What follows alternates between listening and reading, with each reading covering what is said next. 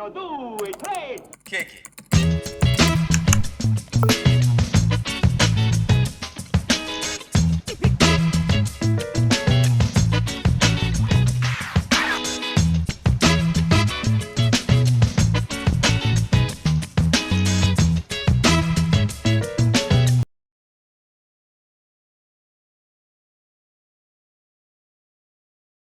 Preparedness project, Mr. Bear Independent himself.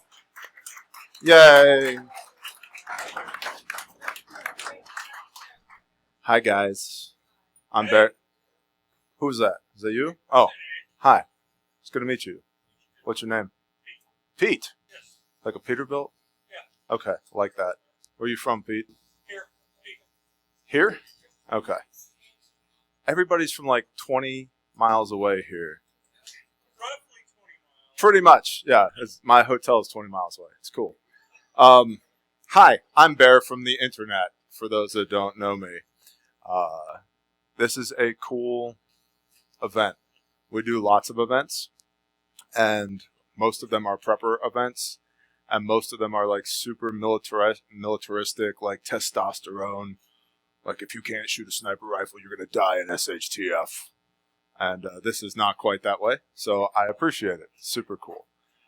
I am going to talk to you about something today. Last Sunday, one of my friends said, "Hey, you're going to that thing, right?" I was like, "Yeah, I'm going." She's like, "You're talking, right?" I'm like, "I think so." She's like, "You're definitely talking. It says you're talking on the website." Awesome. She's like, "What are you talking about?" I was like, "That's a sweet question." She said, "Well, on the website, it says you're talking about verification, trust, and compartmentalization." I was like, "Well, I should probably talk about that then, since that's what the website says." So that's what we're going to talk about today. Verification, trust, and compartmentalization. Somewhere there's a sweet spot in between these speakers that doesn't feed back. No, there's not. I just chucked the InSync headset. Is that what it is? Okay. Thank you. So I'm assuming everybody here is like kind of into prepper stuff. No, we're just bored. Thank you, Pastor Joe. Thank you. I'm gonna preface my conversation with this. This is gonna be as boring or as interesting as you make it. Tracking? Thank you. Please. I need that energy. All right. Appreciate you. So if you're into preparedness, hopefully you understand the value of people, mutual assistance groups. Yes? Yes? One blank stare in the back. Not into it. That's cool. Mutual assistance groups. Why do I need people? You gotta sleep sometime. That's a good answer. I can't do it all myself.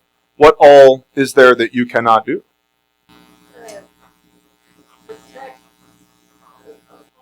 All the things. Grow the food and security, right? So I call this the militant farmer concept. Like, have a shovel, have a rifle, know how to use both. Make sense? Yep. Okay. Good. We're laying some foundation here so we can go somewhere else. So you come to events like this so you can find other people. Oh my gosh, you live in Topeka, and you live in Topeka, and you live in Topeka? Topeka Mag. By the way, if you're here and not doing that, you're not using this event to its full potential. Tracking? Okay, cool. Make friends. And yes, we're all weird and introverted, and some of us probably don't really want to be here, and we definitely don't want to talk to people that we've never met before, you came here, use the time to your advantage. People also come to these things for personal validation, because it's cool. Oh my gosh, you have that knife? I have that knife too. Knives are awesome. Did you get your knife sharpened over here? Knives are incredible, right? Blah, blah, blah, blah, blah. You like a 308? I like a 308, right? Personal validation. But the most important thing we should be doing here is building relationships. The reason we need relationships is because you can't do it all, and I can't do it all, and Pastor Joe can't do it all. But maybe, hopefully, if we all come together when the world ends, which is a terrible time to come together, by the way. Okay? Like, oh no, Russia is nuking us. Everybody get together. I don't even know if I like you yet. And now you're here. And, you know, it gets weird. So you should form relationships prior to an event that would require them. Tracking? Yeah? We're good with that? Makes sense? Okay. So I need relationships with people for division of labor. If you will weed the garden, I will go march over there into those woods and come back with firewood. Deal? Deal. Awesome. Also, specialization of labor. Maybe I know nothing about gardening, and you know nothing about producing firewood. Cool. I'll handle the firewood. You're the medic. If somebody gets injured, you're in charge. But also, we need to weed the garden. And we need to cut firewood. See how that all kind of works together? So specialization of labor. Everybody thinks, all the dudes think they're on the security team. They do. Every one of you here is like, I'm on security. I got this. I have a battle rifle. That's cute. So does everybody else. Weed the garden. Okay? Because, yeah, we do need dudes with rifles. That's important-ish. It's not as important as what William just did. If you can't take a sheep and turn it into food, we're going to have much bigger problems sooner. So, production and distribution of resources. Why would I be in a group? I don't know how many sheep I've given away. A lot. I've lost count of how many sheep I've given away. Probably more than I've eaten, and I've eaten a lot of sheep. And there's still a lot of sheep at my house. JT has cows that used to be mine that I didn't want cows anymore. So we made a deal. As many as you can capture, you can have. And he got most of them. So I didn't actually get rid of the cows that I don't want. I still have cows. Bless you, brother. You're amazing. And recently he came back. I don't know, group chat. I can't remember. It's like, hey, man, your half of a cow is ready for pickup at the butcher. What? That's awesome. I didn't even know we had a cow at the butcher. Cool. Right? Because I'm over here doing this thing. He's over there doing that thing. And, well, most of our people have sheep. But you guys have goats. And sheep, right? But you have goats. I can't stand goats. I hate goats. But they love goats. But if I needed some goat stuff, I know people who have goat stuff. Does that make sense? Production and distribution of resources. Firewood. I'm pretty freaking good at firewood. I just am. Just done a lot of firewood. So I will trade you firewood for ribeyes. That's a win-win for me. Because for JT, it's easier to make ribeyes, hypothetically, than it is to make firewood. For me, it's easier to make firewood than it is to make a ribeye up here. What about family and legacy? This is a new one for me because my two older children are both in really serious relationships with people that we met through preparedness and faith. So my family is actually growing because of this lifestyle. So if we go to when the world ends, okay, if you have kids who they're going to marry, well, we're not marrying anybody when the world ends. Maybe not. Define when the world ends. Remember when COVID hit? Remember that? It was like super weird. For the first 90 days, I was like, this is it. This is the Black Plague. I'm staying home. We had one of those pump sprayers filled with bleach, and we had our gate closed, and the UPS truck would show up and just like kick stuff out of the truck at the gate. We'd let it sit in the sunshine for a day because it has the Black Plague on it. And then we would spray it with bleach and let it sit for another day.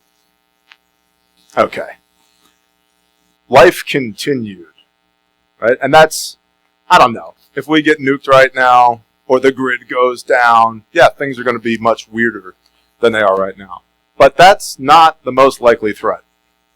The most likely threat is the sky, the weather, or your terrible health because you don't PT and cupcakes are awesome or whatever you're into, right? That's the most likely threat. It's not the most dangerous threat, but it's the most likely. Tornadoes, hurricanes. We've done 50-something grindstone deployments since 2018. I don't know. I lost count. Is it 50? We've done 50. You know who's never been there when we show up to clean up a tornado or a hurricane? The Russians. They've never been there. It doesn't mean that they might, they could get us. And I track geopolitical stuff too. Because what if the Russians do get us? That's a different ballgame. But up until then, power goes out, job loss, injury, illness. This is normal prepping stuff. Me and Amanda were just talking about this earlier. It's normal prepping stuff. Any of y'all ever have to break into your food storage just for normal reasons? I have. I was what you call poor. We didn't have any money, but we had literal tons of food. One less thing we got to buy. Super cool. So having people, we got division of labor, specialization of labor, production and distribution of resources, family and legacy, and then because God said so. So I don't know if you are a Bible believer or not. I am, and I take what it says really seriously. And it's not good for man to be alone. That's why Adam got a wife. But I'm also my brother's keeper. If I don't have any brothers to keep, how am I supposed to be obedient to that? So I will keep my brothers by giving them firewood, and they can keep me by giving me ribeyes, and we win. Tracking? Does this make sense so far? Okay. So, relationships are important. Who should I be in a relationship with? I'm guessing most of us have gone on dates before. Yes? It's kind of weird. It's a little awkward. You're like, they don't look like their profile pic. They talk too much. Yeah.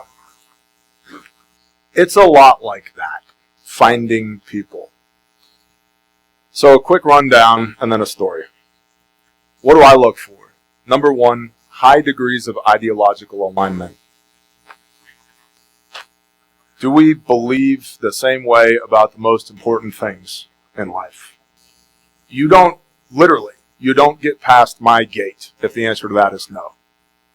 We can be friends, but you're not welcome here. Okay? You get to figure out what your ideology is, and you get to find people that adhere to your ideology. For me and mine, this man rubbed oil on my forehead and said, "You're a pastor now." So I'm a pastor now. We read the Bible and we do what it says. And that's a key part of who we are and how we conduct ourselves. What's also interesting about that is we all have the same rule book. So it's not my opinion versus your opinion. We're just like, what should we do? I don't know. Let's get the user manual. It says we do this. Okay, cool. We'll do that. It actually simplifies a lot of things. It also complicates things because maybe your interpretation of what that says is different than mine. So you have to know what your deal breakers are.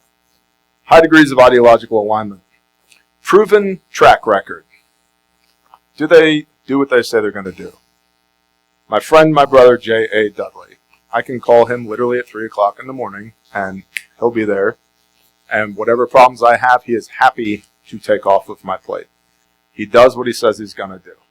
If I ask him to do something, it gets done. That's a big deal. If people are inconsistent, right now it's easy, right? It's like at the tent at 3:15 in the afternoon, after the sheep butchering thing, Bear's going to say words. That's easy. If you are late to that, you're probably not going to make it when the world ends. I'm also really trying to watch my language. I've been working a lot on that, especially here because there's a lot of children, which is cool. Cool vibe. So Messiah tells us, you shall know them by their fruits. And behold, I come swiftly to reward each man according to his works. What do? Do you do what you said you were going to do? If I was like, yeah, I'll be there on the 8th, I'll talk. And people come and they hear Bear talk, and I'm not here, you'd probably be pretty mad about that. I'd be mad about it. So do people do what they say they're going to do, which leads into, are they trustworthy? Is their yes, yes, and their no, no? We hyperfixate on is your yes wiggly, but I also don't like when your no is wiggly. Okay? Most of y'all probably have kids. My kids drive me nuts when they're like, Dad, can I have my 8-year-old is ice cream. Can I have ice cream?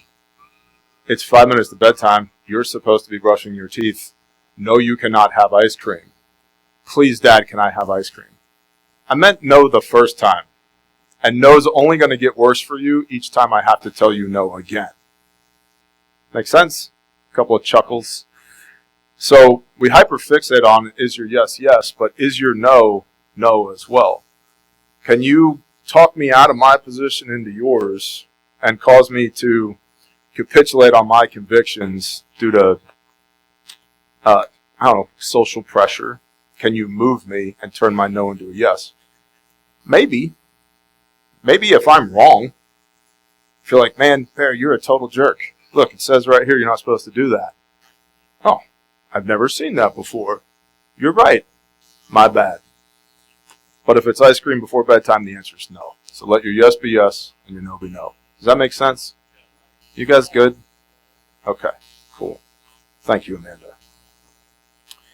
And then competent and hardworking.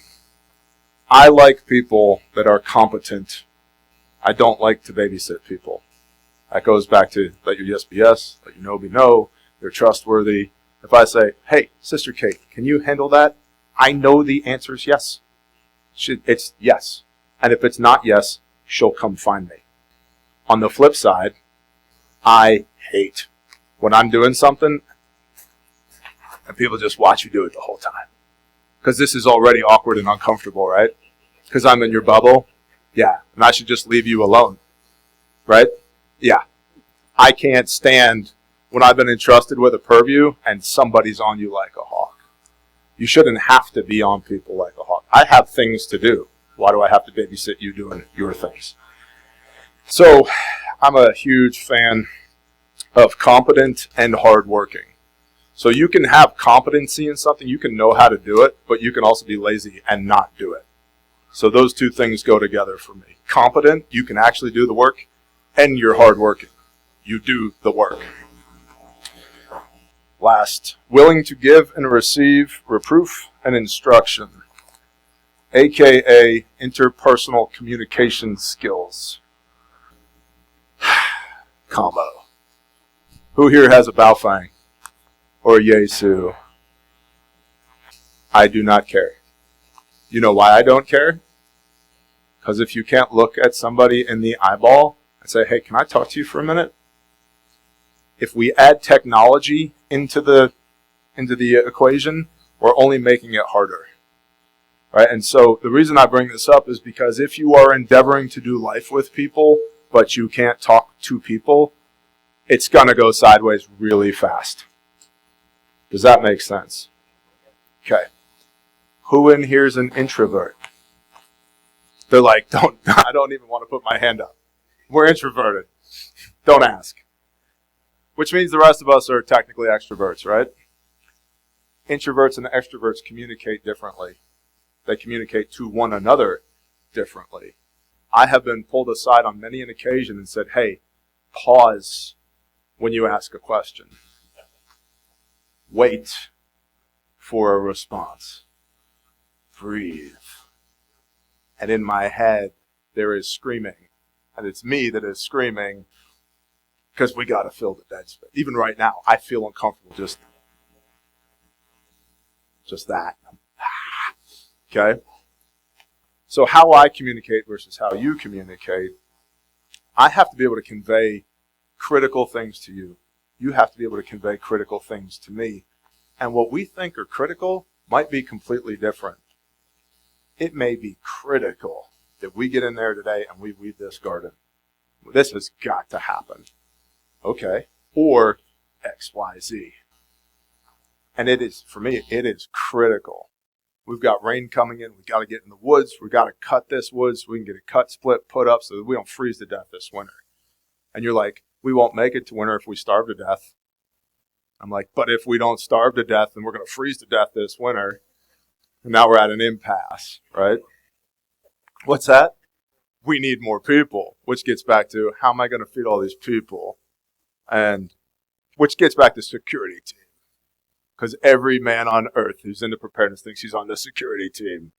That is so commoditized with us, with our group. That's expected of you.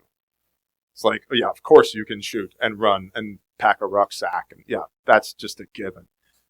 Do you know how to weed the garden? Because we're really hurting for getting the garden weeded today. And then you have to deflate that ego and be like, all right, cool.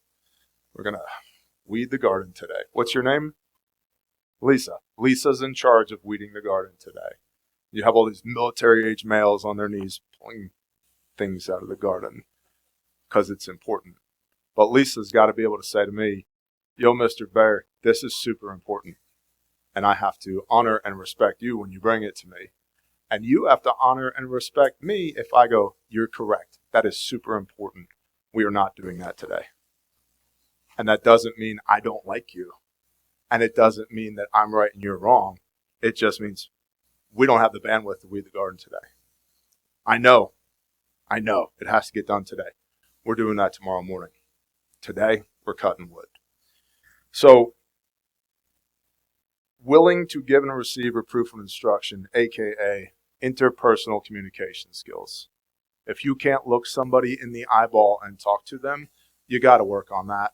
Introducing technology into the mix doesn't help. And I think it's cool to be able to bounce a signal off of the ionosphere and hit Chile from here. That's awesome. I have no reason to talk to anybody in Chile right now. I need to be able to look at you in the eyeball and communicate. Does that make sense? Good? Okay, cool. All right, so now we got a group of people. We're here. Russia has nuked us, and we're stuck here. The grid goes down. The InSync headset doesn't work anymore. We're just here. Now what do we do? So, all right, I have a group. How much should I trust them with?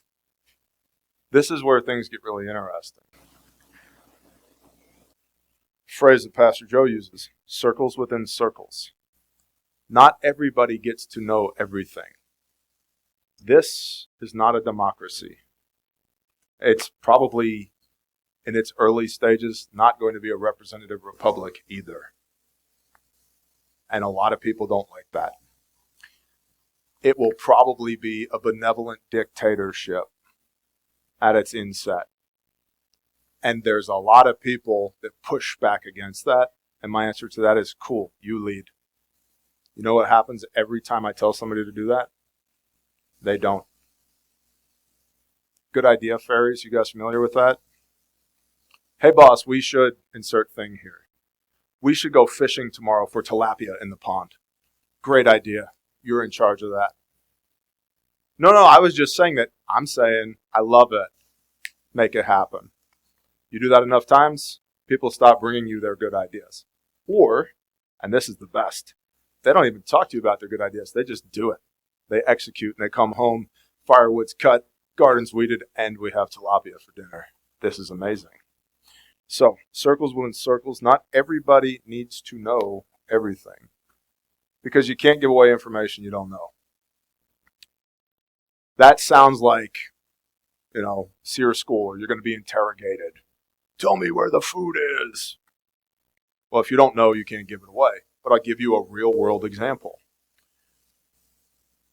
My wife doesn't know all of our plans for when the balloon goes up because she doesn't need to know.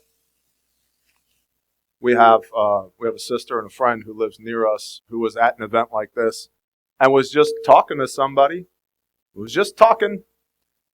and told this person they were talking to exactly where we live. Well, OPSEC. I'm Bear from the internet. I don't want people knowing where I live. Okay? And you probably don't want people knowing where you live. At least not on the first date. We'll get to that in a minute. So, just in normal everyday conversation, you ever heard of elicitation? Anybody ever heard that word before? I know you have. Anybody else in the back? Elicitation. To elicit. Okay. Lisa, right? How long have you been gardening, Lisa? Flowers all my life, but I'm a vegetable gardener From COVID, you've been a vegetable gardener. What is your favorite vegetable to grow? I like garlic, but I'm trying to focus on the calories. Mm. sweet potatoes, I want to add rutabagas, parsnips, all that stuff. Root vegetables, because it's high caloric density for stuff that grows below the ground, unless it's grains, corn, rice, wheat, beans. But tubers, packed with stuff. So you like garlic. You just eat straight garlic. It's okay. It's fine if you just eat straight. What do you do with all this garlic that you have? Almost everything I make. Okay. That has garlic in it. And then I do like honey ferments for medicine and things like that. So yeah, Foe's wife made us do that one time. Master tonic. Have you ever heard of that? Yes, I haven't made it yet, but I always have some on hand. Okay. It's nasty. Have you ever tasted it? Oh, yeah. Oh, okay. What about elderberry syrup? Love it, yeah. Yeah. How many people do you have tinctures for? All of us? No. No. Okay. Do you know what I want to know from you right now? What size your shoes are. Do you know what I'm doing? I'm having a conversation with you. In a forced manner in front of all these people, and you're uncomfortable because you're a little introverted and you've never met Bear from the internet before. But I'm just having a conversation with you. The garlic's great. I don't care about the garlic. I want to know what size your shoes are. Not that that matters. It's just an example. So we have conversations with people all the time and give away information all the time that we don't even know we're giving away. Does that make sense? So that's why not everybody gets to know everything. Okay. This next thing is, for those that don't know, I have 5 businesses, 2 ministries. We have a tribe that is also a faith group that has sub-assemblies and is also a mutual assistance group. And I have 4 kids and an awesome wife and live on a homestead. So don't be spaghetti. What does that mean, Nicole? What does don't be spaghetti mean? Okay, good. Yes, don't be wiggly, wacky, inflating, flailing arm tube man. So a year and a half ago, Monica, one of my admins, came to me, and she walks into the office and she throws her hands up in the air, sits down at her desk in a huff. Ugh. What's the matter, Monica? She goes, "We're f***ing spaghetti." I'm like, "We're what? We're spaghetti? Like the noodle?" She goes, "Yes, we're spaghetti." I'm going to need you to explain to me, Monica, what this means. And she said, what I want, which again, know your people, context and dwell time. She said, I need a dozen different plates. And your life is one big pot of spaghetti. And I need to pull each noodle out and put it on a plate straight where it goes. Because you know who's running my companies right now? My wife. Because my wife is running my companies, because I'm here, she's not watching my 1-year-old, which means Fo from the sales table, his second oldest daughter is watching my baby. She also dates my son, which is super cool, who bought a used truck from one of our ministries that spaghetti. Okay? So as much as you can, don't be spaghetti. The smaller your group is, the more spaghettified you will be. Because there is no specialization of labor and there's a large amount of sharing of resources. But once you can, start assigning specific purviews to each person. Make sense? Okay. Are your wheels turning? Or I'm really boring you right now? You're in the sauce. It's the spaghetti sauce is what it was. Lisa has garlic for the spaghetti sauce. We can get the garlic after we weed the garden. Okay. Before tilapia. Silent service? No. Okay. Yep.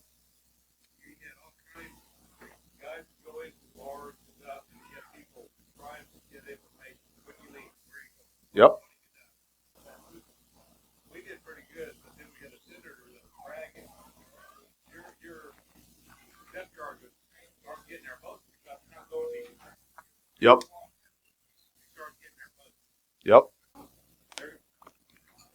Don't let pride get you either. So there's an art to having a conversation and saying nothing. Maybe one right now. All right. So, situation normal. All, yeah.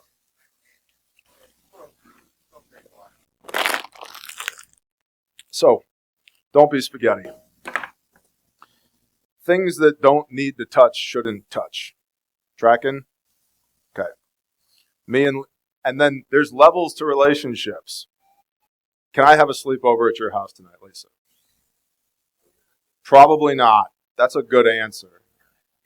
What if I'm a psychopath? You don't know yet, right? I'm picking on you because you're right here.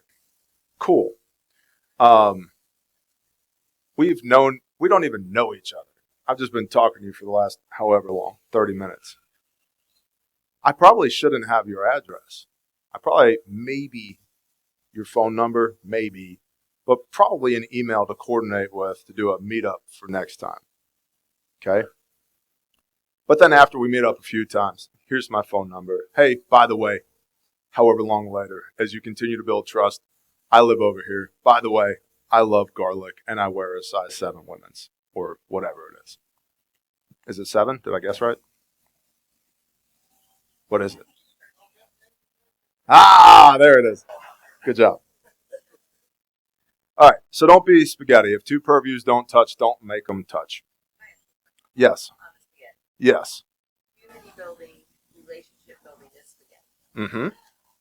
Right? I mean, like if you're weaving people together, I have my own business, and I really like when people kind of overlap in my office. I'm like, hey, you probably know this person, and connect. Yep. Passing, because I think that's important in making everybody feel connected. So if you're team building, everybody says connect. And I think when you get bigger than What I'm saying is this. Yes, network effect is incredibly important. Without network effect, none of us would be sitting here right now. So very important. But most people are not good. Just think about business and personal. How many people do you know are just stellar at separating business and personal? That's spaghetti. Okay? So if me and Lisa are now in an argument because the garden has to get weeded and I have to cut firewood, and she's mad about something, I don't know, we were playing poker 3 weeks ago and I took all of her money, and she's still mad about that. And now that's now affecting, we never resolved that, that's now affecting everything we've got going forward. The spaghetti is more about people's ability to deal with layers of relationship. Business is easy. Business with people you love is very, very hard. Ask me how I know. Okay. Then add into that, his daughter dates my son, and we live next door to each other, and we're in a mutual assistance group, and we go to the same church. And you start building layers here. It's almost, this talk should be called spaghetti versus lasagna. Okay.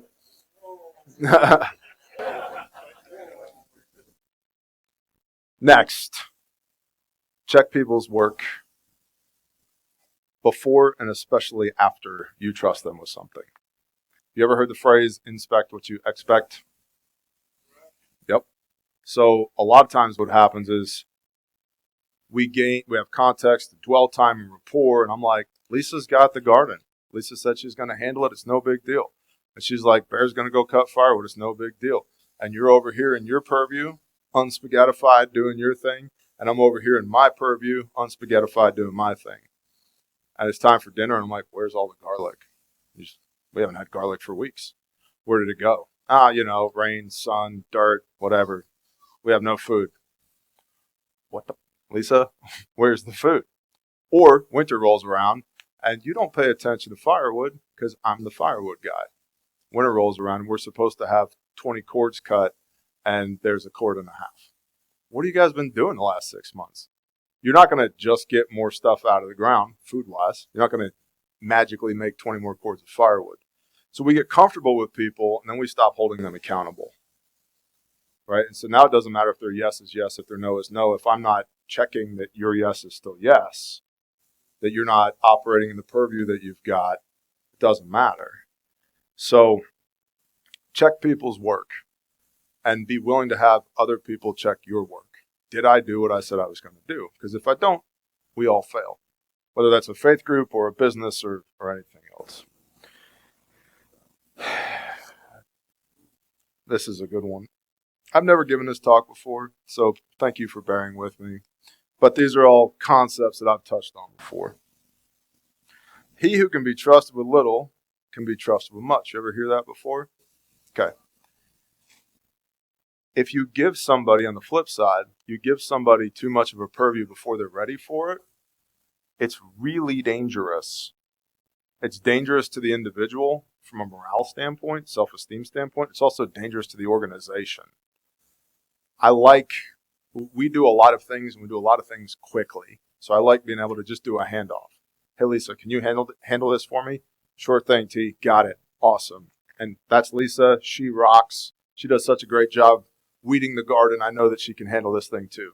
And I'm back over here, and I don't check because I trust Lisa. And then the thing never happens. And you're crushed because the thing never happened. And we're dead or whatever because the thing never happened. So don't give people more than they can handle. Plus 10%. 10% is where the growth is at. The struggle. It's the last rep when you're bench pressing. It's the last rep that actually builds muscle. The first ones are just getting you to where you can get to the last rep. Coffee dates before marriage. That goes back to information control. And that's a much nicer way to say what I'm trying to say than the way I used to say it when there weren't all these children around. Coffee dates before marriage. Get to know people as much as you can slowly over time. If the balloon goes up right now, we really don't know each other. I mean, we know each other, but we don't know everybody. I'll be perfectly honest. Balloon goes up right now, cool. I'm either leaving or love you guys, we're in charge. Thanks, Bob. Thanks, Patrick. And you'd be like, this is our event. I'm like, well, I guess we can't stay here later because I don't know you. I don't know what I'm working with. This is our first coffee date. Even though for 3 years, it's like, let's get together, let's spend time, let's breathe the same air together. Awesome. But you don't want to give away too much too quickly. Because some people are just freaking weird, being perfectly honest. Going back to circles within circles, if you have all these different circles, I've had people who have lived in my backyard for a year in a hammock, because that sounded really cool at the time, that I am not friends with anymore. And they were 100 yards from where my kids sleep. And now it's like, no, we're not homies. Not even a little bit. We don't hang out. We don't get along. That's too close too soon. Okay? So start on the periphery. He who can be trusted with little can be trusted with much. Work your way back towards the center. Mark is here somewhere. There he is. And he was like, I think what you guys are doing with Bear Camp is so cool. How do I become part of what you have going on? And I'm not picking on you, bro. I'm just illustrating the point. It's like, well, don't just move next door, because proximity doesn't equate to relationship, by the way. You should be friendly with your neighbors. But if you move in next door to me, it doesn't mean you're part of our church group and our mutual assistance group. It just means you live on that side of the fence. I'm commanded to love you. I'll be nice to you. But coffee dates before marriage. So you start on the outside first. Hey, I live in the same county as you. Oh, that's awesome. I keep running into this guy at the feed store. He seems pretty cool. What's up, man? Oh, yeah, I got cows. No way. I have cows too. JT has most of them. He gives me steaks. Blah, blah, blah, blah, blah. Now we're having a conversation. I want to know what size shoes you have or whatever. Elicitation. That's crazy. Yeah. You read the Bible? I read the Bible. That's crazy. You want to have a Bible study sometime? Oh, sure. We meet at this church on this day. Okay. One circle in. You go to the church. You hang out. And people start recognizing you as there's that guy, that bear dude from the internet. That's crazy, man. We should invite him to Wednesday night small group. One circle in. Wednesday night small group, it's like, hey, a few of us, we go to the range every the first Monday of the month. We go to the range, man. It's pretty serious. One small group, or one step in, one step in. Now it's like, where's the range? Well, it's behind my house. What's the address to your house? Do I trust that guy enough to give him the address to my house? And then it gets to the point where it's like, that's Dudley. Dudley has more of my debit cards than I do. It's a fact. But it didn't start that way. I didn't wake up one morning and I had a J.A. Dudley and I was like, hey, take care of this. He's like, of course, boss, no problem. Like, now at this point, and I'm very blessed that I have a bunch of people like that. Everybody has their purview. They've been de-spaghettified. Can you handle that? Awesome. Which card do I put it on? I don't know. Okay, I'm going to put it on this card. Sounds great. Ask Monica. Okay? But you start on the outside and work your way in towards the center. If you bring people too close too quickly, they can hurt you. And right now, it's probably emotional, maybe financial. It could be lethal later on. Does that make sense? Okay, cool. All right, so we're all here because it's cool and we're cool, and because we want to learn some prepper skills, and because we need to find some people. We're doing a quick recap. Tracking? Yep, okay. And we all understand relationships are important. Cool.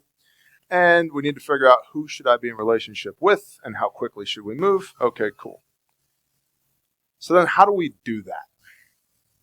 Well, one is context and dwell time. Spend time with people. How do I decide who to spend time with? Well, there's external indicators. That really cool lady over there has a refuge shirt on. And I know she's cool, or at least I believe that she's cool because she came to class. And I remember running her through scenarios. That's a starter, right? Or maybe you've got, oh, dude, that's an awesome shirt. There's like a bunch of SOE stuff. Okay. Well, that's a whole thing when it comes to rapport building for intel operations. One of us. You like SOE? I like SOE. I'm just like you. You should tell me all your secrets. What size are your shoes? Right? So, earlier with your wife, chipper patch? No way. Chipper patch. You must be like me, which goes back to high amounts of ideological alignment. So we're all throwing out symbols and signals like, you like Glock? I like Glock. No, I hate Glock. All right, whatever. Don't hang out with me. I'm kidding. I don't care. If you could shoot it, I don't care. Some people like everything that you mentioned. So beware of that. Some people like everything that you've mentioned. I am very sensitive to people that are too eager. They want to go too fast. And so from a manipulation standpoint, if somebody keeps increasing the tempo at which we have to interact with one another, that's a red flag for me. Okay? It keeps getting faster and faster and faster and faster. No, this is relationship, two-way street. It should be mutual.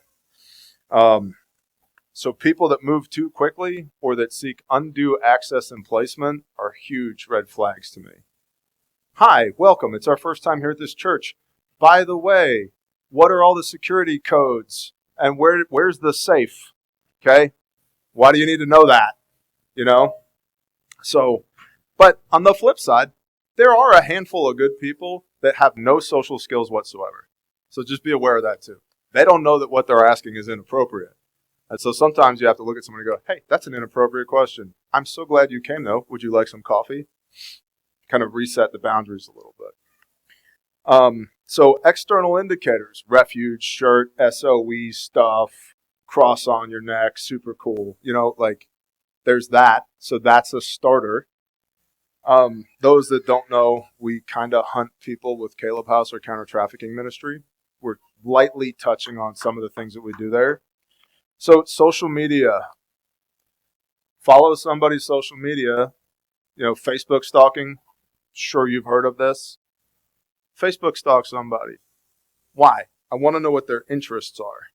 Oh my gosh, do people blab on Facebook? I can't stand Facebook, but it's a very useful intelligence gathering tool because you're going to tell me all the things you care about. Cool. Super cool. And if some of the things you care about are deal breakers for me, I'm glad I figured that out before we became friends.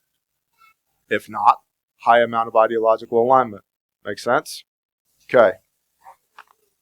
References. Ask them for references.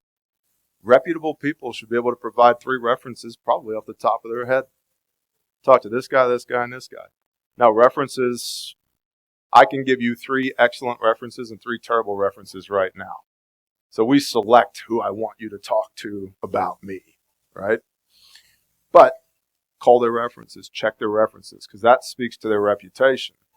Give you an example in faith group. Somebody who's been church hopping for 20 years, they've never been anywhere for more than 12 weeks in a row. It's like, at some point, the problem is you, sweetheart.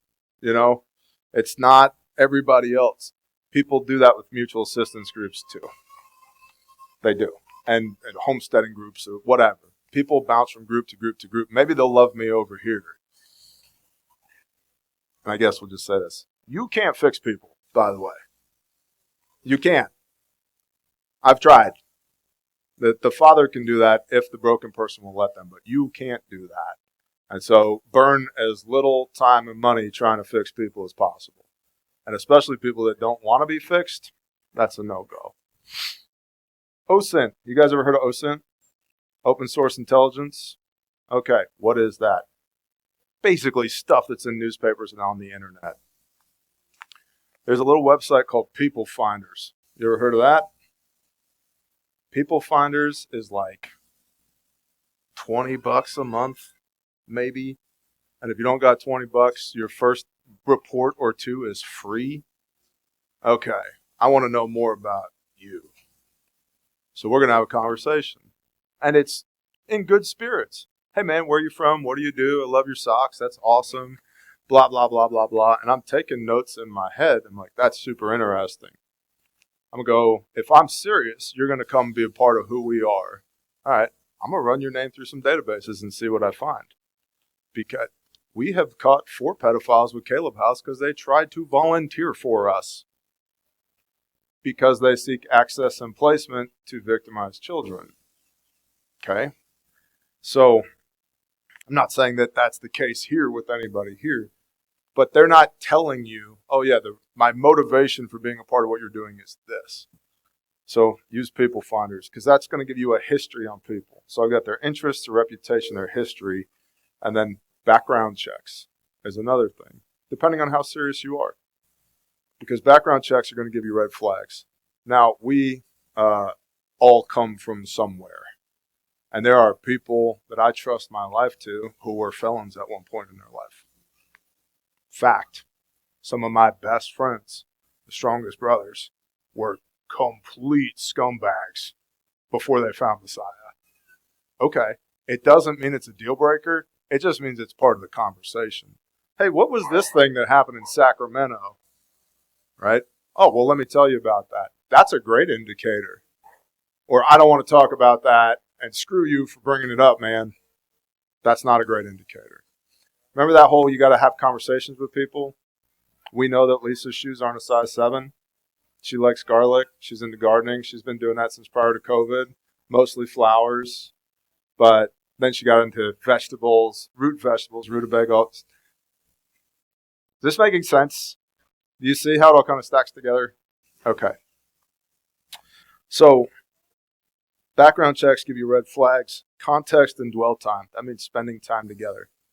What I'm looking for is consistency when I spend time with people. Are they the same people every time? Now, everybody has ebbs and flows. For everything, there's a season, Ecclesiastes 3. But are they consistently themselves? How far apart do their good days and their bad days look? That's another thing. Because some people swing so wildly on that spectrum that, man, I love them on a good day, and on a bad day, I want to commit felonies. I can't be around this person. That's a deal breaker, right? And here's the thing. If you don't like Tina today, you are not going to like her when the balloon goes up. All right? It's not going to get better when the Panamanian paratroopers are landing over there and they're assaulting our position. It's like, Tina's all right. She's fine. What do you got? Just got. But go ahead. I'm ready. Okay, when it comes back. So I'm looking for consistency with people. Are they the same people? I hear all the time from people when I'm at things like this, like, oh my gosh, Bear, you're just like you are on the internet. Okay. Only difference is iPhone or not. Vibes, what do you got? Telling Jose security or a background check or something on you, that's showing their concern about your relationship. Don't take that as you're checking on. Yes, I will repeat that. I had suggested to my brother's sister both background checks. Yep. He spoke to a home plug on his mother and his wife. He was still married, but he got blasted because, oh, you're suggesting, oh, he's such a nice guy. Mm-hmm.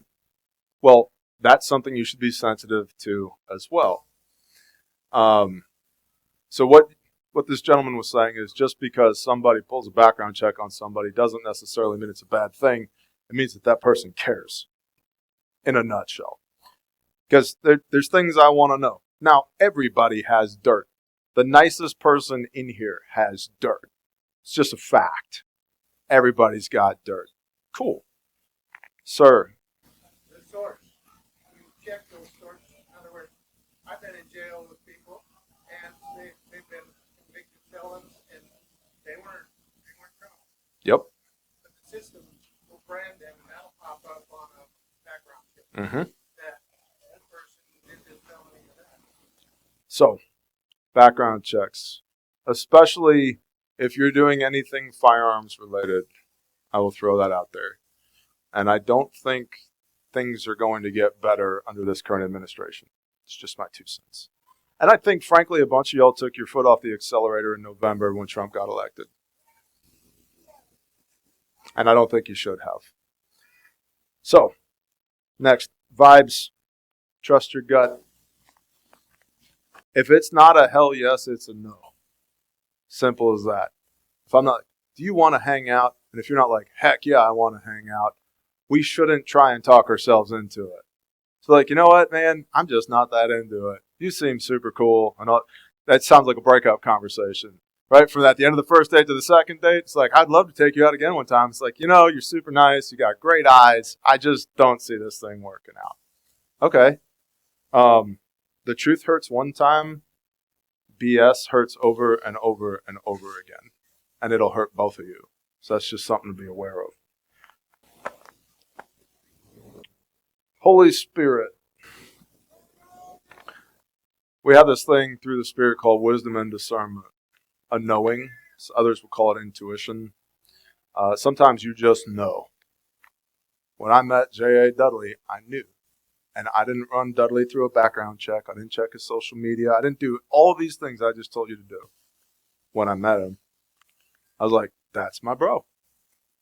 Praise the Father. That's my brother. He also didn't get my debit cards that day. Okay? So he didn't go from outside, he's not even in a circle, to immediately on the inside of the circle. In fact, what happened was, I was like, why don't you come join us for the fall feasts? Because we keep the biblical feasts, which is 8 days for us to hang out and observe each other so I can look for consistency while I check his socials and his references and make sure he is who he says he is. And here's another thing you can do. Ask somebody the same question or have them tell the same story 2, 3, 4, 5 times over time. Now, sometimes you just forget the details. But if there's wild inconsistencies there, that's a touch point. There's something underneath that that's not true. And it might not even be bad. It could be guilt or pain or shame or hurt or something that they're covering up with this part of the story. So that's where we get into the work of the Spirit, fixing that. So, the Ruach HaKodesh, the Holy Spirit, gives us discernment. Continuing. We're almost done. Are we good? Okay. Are you bored? Not you, the guy behind you. He looks like way more. I mean, I think I could take you. Him, I'm not so sure. I just want to make sure you're not going to fly out of your chair and be like, okay, I'm picking on you. You're good. All right, so now I got all these people. I've vetted these people. We went to the Midwestern Preparedness Project, the Self-Reliance Festival, and Kentucky Sustainable Living, and blah, blah, blah, blah, blah. We're all friends. We're homies. We're doing the things together. Now what? Everybody in your group should be replaceable. So if you're in charge of anything, whether it's the whole group or the garden or you're the medic or whatever it is, every one of you should be replaceable.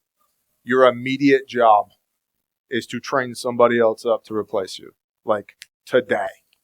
What do we do if Lisa breaks her foot and can't get out in the garden? I guess we're just not going to eat. Like, no, we need somebody else that knows as much as you do. What do we do if the medic gets sick? I guess we're all dead. That sucks. Okay?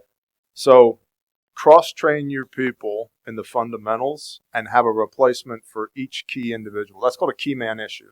In business, it's actually something that you have to insure against if you get big enough. Because it's like, if that guy gets hit by a bus, the company has no value whatsoever. The Bear Independent brand, if I get hit by a bus, Dudley's awesome, but he's not me. Like, if he gets behind the camera, he's like, "Shalom, I'm Bear Independent." Everybody's like, "No, you're not." It won't work, right? So that's called a key man issue, and you actually insure against that in business. That if something bad happens, what the insurance money is for a payout to replace the key man or the key woman, to buy somebody that has the skills, the personality, the expertise that person had before they were gone. So we have to insure against that as well. None of us should be irreplaceable. We're all going to be better than others at whatever our purview is. Whatever our particular spaghetti noodle is, like, that's own your spaghetti noodle. We're getting so many good t-shirts and bumper stickers out of this. Okay? But cross-train your people in the fundamentals. Most prepper stuff is like, shoot, move, communicate, sustain, right? Like, we all got to know that stuff. Every one of us should know shoot, move, communicate, sustain. Sure, I'm in full support of that. We should also know how to go get firewood and how to get the tilapia out of the pond and how the water purification system works. And do we or do we not trim these sheep hooves? How are sheep different than goats? All these different things. Sir, I had no idea this was going to be this interactive. About, yeah, I'm the guy that gets firewood, and I don't want to know anything else. Okay? Sucks to be you. You have to learn. You're the guy that gets firewood, and you don't want to know anything else. Is that what you said? Mm-hmm. Subordinate your ego and learn, because it's not about you, it's about the group. I'm telling you, I'm talking to you. You said I'm the guy that wants to get firewood and doesn't want to do anything else. So I'm responding to you as if you're the guy. Suck it up, Buttercup. Toodles. Nice knowing you. This is great. Bye. See you later. But that guy knows he knows where we live. He knows our radio frequencies. He knows the combination to the safe that has all the gold and silver in it. He knows everything. Why did you tell him everything in the first place? That's the compartmentalization part. Not everybody needs to know everything. That's the circles within circles within circles within circles. If the firewood guy knows where all the bodies are buried, we have problems. Okay? My wife doesn't know all of our plans. Oh, I'll do anything now. I don't want to leave. You're leaving. So this is going to be reproduced on the internet, and we live in a litigious society. So I'm just going to keep my mouth shut on that. But we'll just say this. If you have decided you are leaving, or if I have decided you are leaving, this is one-party consent as far as I'm concerned. You're leaving. The end. There is no but. There is no but. And see, and then you'll get this. Who here has ever been part of a church split? That sucked. It's not the pastor and his wife and the kids that leave. It's half the congregation. And half the congregation knows where all the bodies are buried and what the radio frequencies are. Cool. So whoever the leader is needs to have a plan for that. I love my brother Dudley. Genuinely. We do so much life together. I can't keep track of all the things we've done together. I have memories with Dudley that I don't even remember where they took place because we've been so many places. I have a Dudley leaves plan. It's a fact. And he should have a Bear leaves plan. Because stuff, what if, it's not even bad, but what if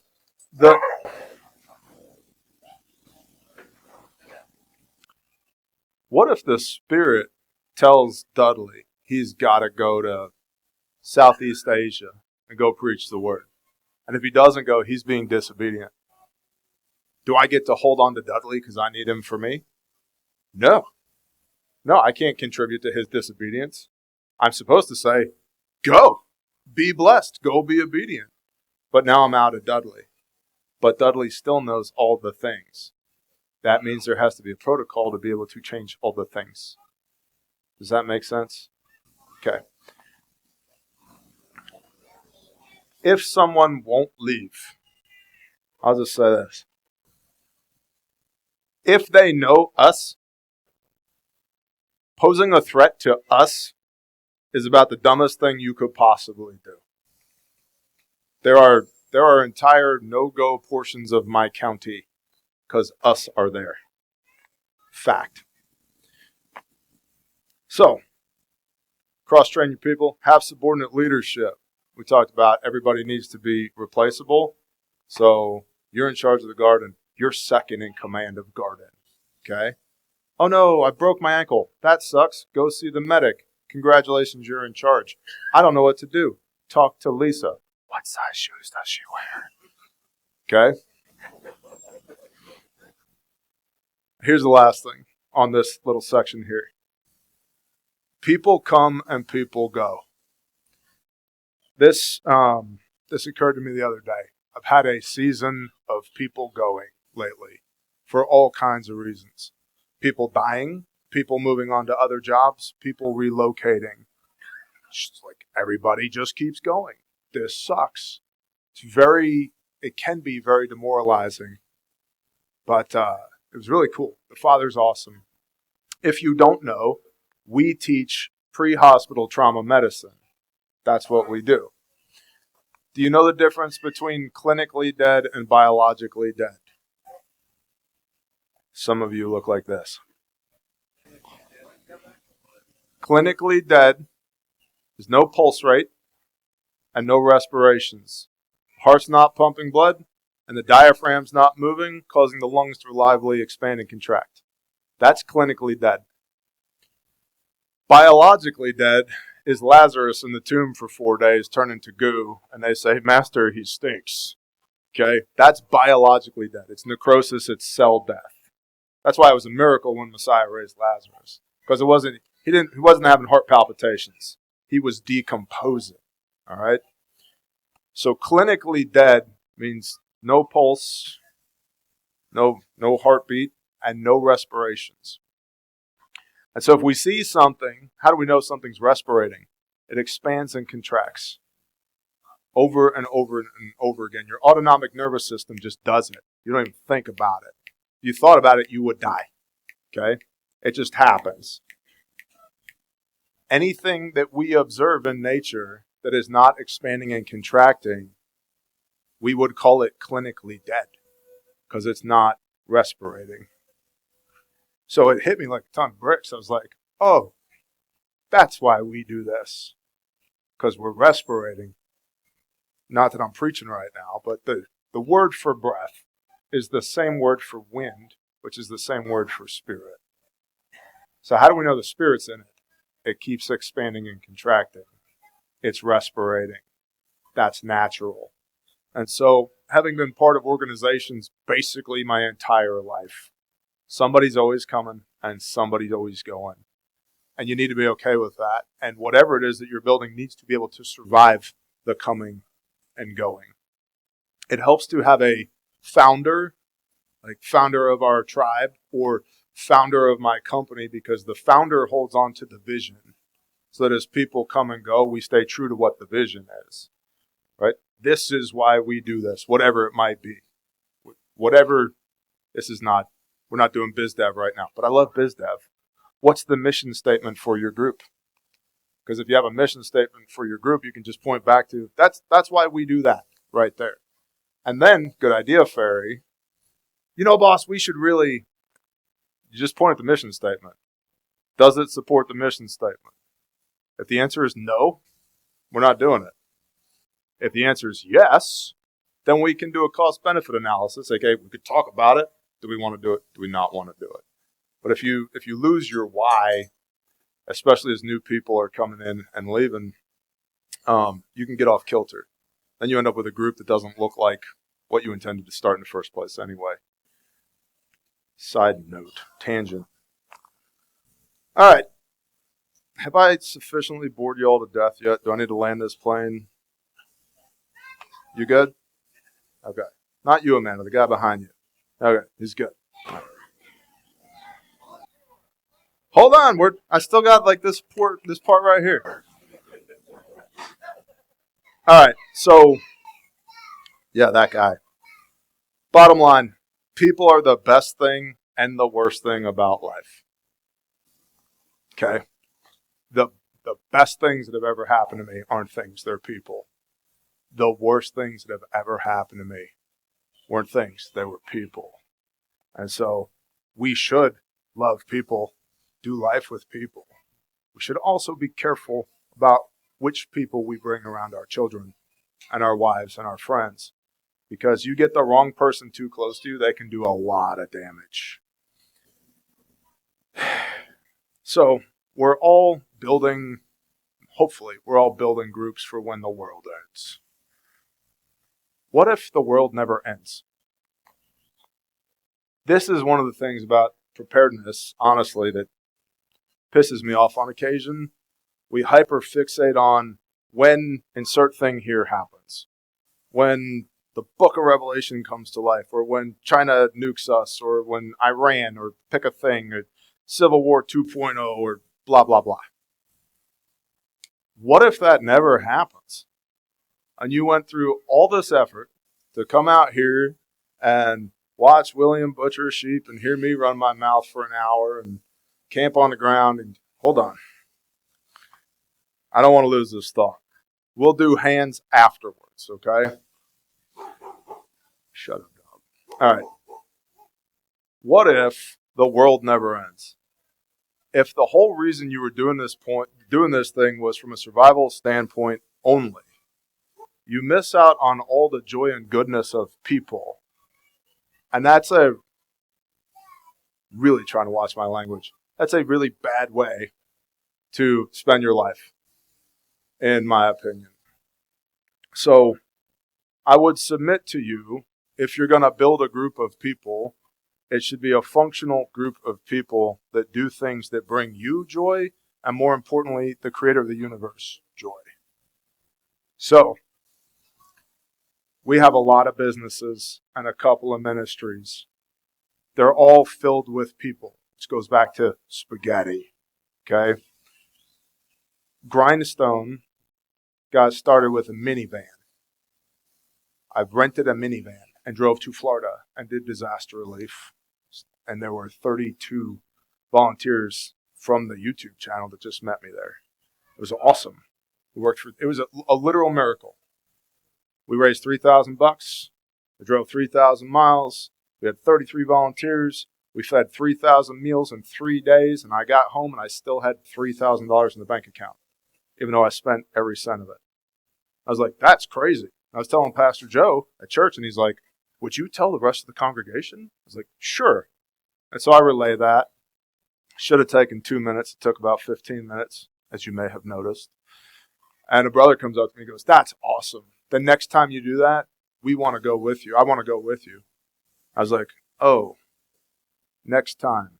Oh, yeah, totally. The next time. Sure. What are you doing next week? And so we went back again and again and again. And Grindstone has grown to the point with people that I do life with that Millions of tons of debris have been moved. Millions of dollars have been raised for people who've lost everything. I don't know how many meals we've fed. I don't know how many miles we put on the, I don't know. I can't keep track anymore. We've had this huge kingdom impact that started as a little tiny thing with people that I trusted, that we've nurtured and grown. Out of Grindstone, Caleb House was born. I will not tell you how many people we've rescued. I will not tell you how many people we've prosecuted, but it surprises even me. And we're nobody. I'm just some dude from Oklahoma, but I have groups of people that I trust. And even though I trust them literally with my life, they're still compartmentalized because I can't burn them by saying the wrong thing. And they can't burn me, right? Because that'd be a violation of trust. They or I could literally die because of it. And so while everybody else is hyperfixating on, we could die in SHTF, it's like, I could die right now because of it.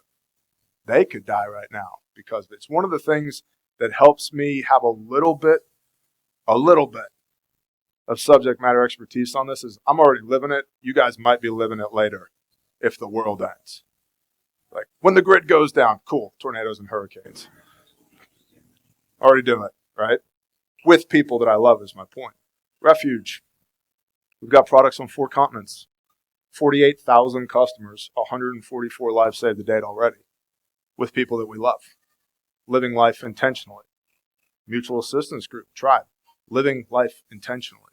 We're already doing stuff with people that looks very prepperish. It looks very preparedness homesteady, because it is, because we're us, with a group of people that I trust that brings me joy right now, that is serving the kingdom of God right now before the world ever ends. And so I would encourage you as you're building your little fiefdoms wherever you are near Topeka, Kansas, because half of you are from Topeka, Kansas here. So you should have a 50-person mag today. Just today. Okay, Bear. That guy fell asleep. All right. As you're building your little fiefdoms, think not just about, well, how do we survive the end of the world as we know it, and how do we actually enjoy life together right now? Because people are the best thing and the worst thing about life.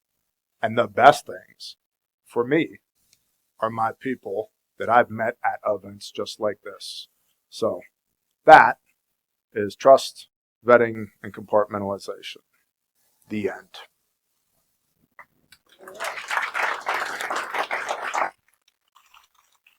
Thank you, Bear. Does anybody have any questions before we let him finally stop talking? Or do you want him to keep talking? I'm not going to use the microphone anymore. I'm just going to, because that thing is All right, we know we have a question here. no Let's idea. get that one. I'm not prepared.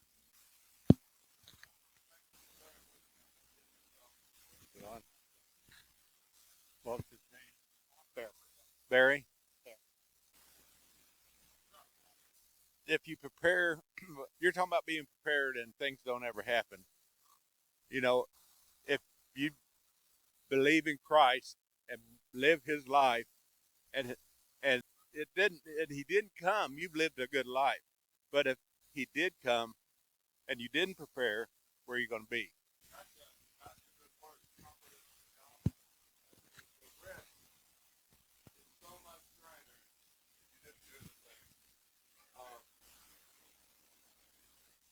It's the other thing, right? I was talking to Amanda earlier. I like you and I'm picking on you. So I'm talking to Amanda earlier, and she's like, I don't talk to people about prepping. I get that. Because prepping, like just prepping, like you've all seen the YouTube thumbnails. Gas mask, rifle, city on fire behind the guy, and it's like 19 ways you're gonna die when the balloon goes up. Send that to your mom. Hey mom, here's 19 ways you're gonna die when the balloon goes up. You think mom cares? Mom does not care. I also don't care. I'm on the internet talking about preparedness, and I don't watch that dribble. Okay? So evangelizing on behalf of preparedness, if you don't have a way to weave joy into it and just make it normal, you're going to have a really hard time getting other people bought in. And the most likely threat is normal. It's the power goes out for a week, or there's a giant snowstorm, or you actually do turn your ankle and then unfortunately maybe lose your job and you've got food now. Okay? So the most dangerous threat is nuclear weapons or aliens or I don't know, things we haven't even thought of. Revolution, government overthrow. Those are the big ones. The most likely is, power pole snapped in half. Drunk driver hit a power pole and knocked this whole road out, and we're going to be a week without power. Or the sky, hurricanes, tornadoes, hail, snow, water, Hurricane Helene, water. So when you're talking to other people, trying to build and expand your group, if you are, which I think you should be, it's very similar to the gospel, and you got to meet them where they're at. How do I make this relevant to you? Maybe Lisa couldn't care less about belt-fed machine guns. I might be like, listen, Lisa, the only way we're surviving the end of the world is if you learn how to run the belt-fed machine gun. You're like, shut up, dude. I'm this big, okay? I wear a size 8 shoe, all right? But I'm like, I got to meet you where you're at. You love garlic? That's amazing. I love garlic too. Yada, yada, yada, health benefits, yada, yada, recipes. That's crazy. You can make a tincture. That goes back to building rapport. Building rapport is really important because we're feeling each other out, looking for points of high ideological alignment. But I'm being sensitive during that conversation. If she's trying to go too fast with me, and you should be sensitive, I'm trying to go too fast with you. It's that dance. It's just like dating. And most of us suck at dating. I was terrible at dating. It literally took the creator of the universe to go, that's your wife. I was like, sweet. I don't have to look anymore. Any other questions? Your hand up? You're just flexing? All right. Anybody else? All right. Oh, we have one. Here we go. Use the microphone. Will you talk about the definition of joy again for the second time this week? Yes, please.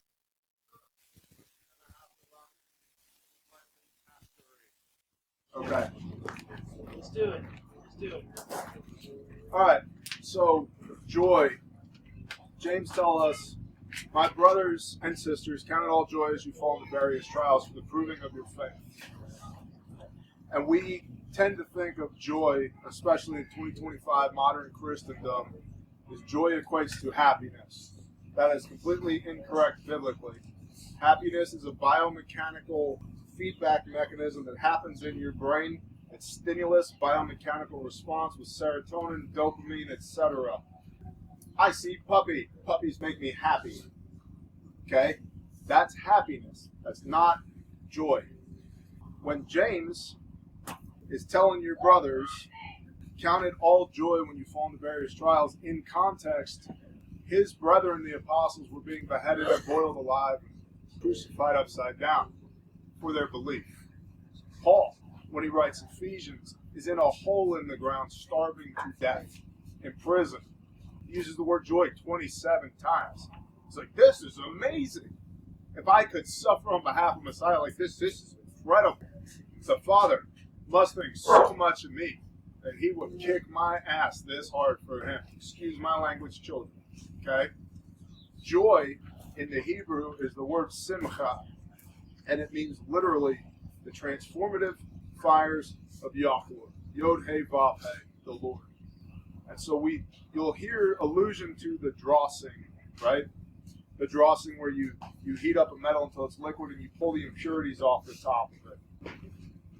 It's that fire, it's that refining process. That's joy. It's literally the transformative fire of the Lord. And so it's when you're going through something, that's what you call joy. Because in my weakness, his strength is made manifest, right? And so we confuse and conflate happiness and joy as if they're the same thing. They are not.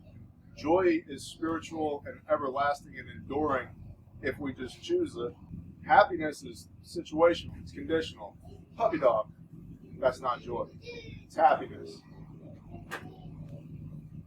Happiness can also, there are things that will make you happy. My wife and kids make me happy. Spending time around, but why do they make me happy? Because I was put on this earth to steward them. And so I'm actually fulfilled when I'm around my wife and kids.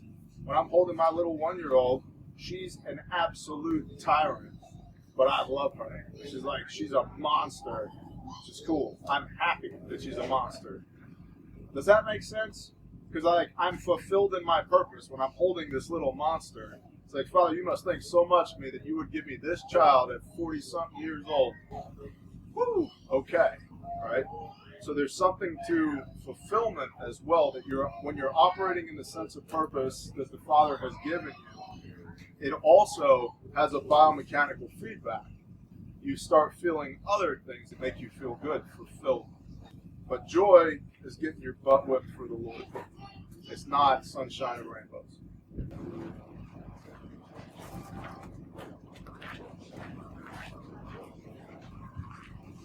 Yeah, I think my living is through promotion and sales. Influence is kind of the thing. And I really think I totally agree. Wants to be more reserved.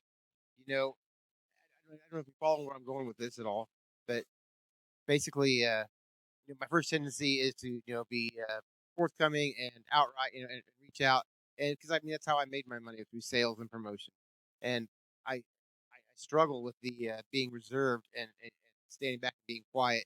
I do the best I can with that, and I don't know if you have any thoughts about how to be more not secretive, but reserved, maybe. To keep coffee dates, is that what you're saying? Or to not overwhelm someone? Yeah. Okay. So that goes back to context as well, Tom. With me, what you see is what you get. This is really who I am. But I also have modes, right? That they're depending on what we're doing and who we're around. If we're running the Caleb House operation, I'm still me. I'm a very different facet of me than what you see right now. If I'm holding my baby, I'm in full-blown dad mode, right? Unless I'm running from a tornado, that's a different version of me holding the baby. Ah! Okay? My new favorite thing with her is she will sit on my lap in the skid steer, just sit right there, and I'll operate the skid steer, and then she falls asleep. So you get really good at operating equipment. Don't wake the baby up. You can't jerk it or anything because she's just asleep right here. So, number one, put your best foot forward. But be who you are, right? Like I can tell just from looking at you, there's a depth to the character of the person that is you. Good. Boring people are boring. I really don't like one-dimensional people. But as you're meeting people and interacting with people, if you were in sales, you can walk into a room, read the room, and go, I need to approach this way, right? Well, maybe I don't. Instead of using this tactic, I'm going to use this tactic. There's a lot of manipulation in sales as well. Psychology in sales as well. Cool. Take that, put it over here. I taught you a little bit of psychology manipulation earlier. Elicitation. Elicitation, is weaponized against us every day. You, by the way, pay for it because you carry one of these things around in your pocket every day, just like I do, because we are stupid. Stupid. By the way, I say this every time I'm around people. If you're ever going to do anything even remotely sketchy, leave this at home. Don't put it in a Faraday bag. Don't drop it off at your friend's house. Leave it at home. You have no idea what me, just a guy from nowhere, Oklahoma, can do with one of these. If I know you have I'll find it. I'll find it. And I'm no one. I'm not the NSA, the CIA. I'm no one. So if you're ever doing anything sketchy, the world's ending. Cool. Existential crisis rectangle stays at home. Back to your question. How much you should you be on the first date to not overwhelm somebody? We'll meet people where they're at. Like if you, right now, you and I are talking in front of all these people. So I'm speaking so that they can hear me. But if you and I were just talking, I'd be reading your body language right now. Your eyes are a little somber. Okay? Somebody or something probably hurt you recently. That's nobody's business but yours. Yeah. Yeah. Okay. All right. But it is, right? So you should put your best foot forward. You should be who you are, but you don't have to overwhelm. That goes back to the dance. It's just like a relationship. It's just like dating. If you overwhelm the other person, they run away. You ever text somebody too many times, and then they ghost you, as the kids call it? They ran away. You scared them. That's normal. You're laughing. You get it. That's normal. Okay? Don't be that person. Some people don't have any social skills. They don't know that you are overwhelmed or that they're overwhelmed you. Which that's another thing that I listening to scales to a list. And something that I've kind of brought to it back to Christ. I'm not really much myself about it. What do you think about that? If you're using that, you're right there. No. Nope. Every device has particular selectors. And it's not just your cell phones. This is not that. But if you have a car or a vehicle built after about 2009, it's not just your phone. It's everything else that you touch. And I'm not saying this is the beast, but it's part of the beast system. Yeah. And in the meanwhile, we'll try and cut Glass head off with his own sword by using one of these. So there's no clean way. There's no clean way. If it emits, it's targetable. Whether that's a radio or a cell phone or anything else, if it emits, your Wi-Fi, that's huge. If it emits, it's targetable. And perfectly legal in the United States of America to target. It's a whole nother ball of wax. So, but to your earlier question, be you. Because here's the other thing. If you're not being you, and you find you're now part of this group that you just kind of snuck your way into because you're not actually being you, you're going to hate it here. Yep. And we're going to go, wait a minute, man, you weren't like that when we first met you. You're freaking weird, man. You're like, I was trying not to show you how weird I was, but I was afraid you wouldn't like me. I was like, cool. You're completely correct. The truth hurts one time. BS hurts every day. Okay? Right. Say that again? I'm I'm sorry to hear that. Well, I don't know. That's a different conversation for a different time. But be yourself. And that's like much easier to say than it is to do, but it's legitimate. Because your vibe attracts your tribe. Don't attract the wrong tribe. And it's better. Somebody I was talking to, Ammo Man in the back. Four quarters philosophy. Angel fire. I would rather literally have 4 quarters in my pocket than 100 pennies. Pennies annoy me. So analogy, I'd rather have 4 good people than 100 useless people. I could take over the world with 4 good people. 100 useless people, I don't even want to play anymore. Throwing the pennies on the floor and I'm leaving. Make sense? Any other questions? Oh, you got one? You'll indulge me. Oh, I will indulge. I want to ask you if you are now be friends with Jesus. How can we be friends with Jesus? That's a great question. Well, you confess your sins. You pray to God. Father God, please forgive me of my sins. And then you say, Jesus, I want you to be the master of my life. And I will walk in your ways. And I will do what you ask me. Help me to do good. And I said, please continue to teach me. In Jesus' name. And then you do it. And that's the important part. And you're going to keep messing it up. Cool. The goal is to put as much space in between mess ups as possible. That was a good question. The Cerakote guy? Yeah, I haven't met him. Have we got anything else? Any other questions for Bear? Going once. Going twice. TJ, TJ, thanks so much.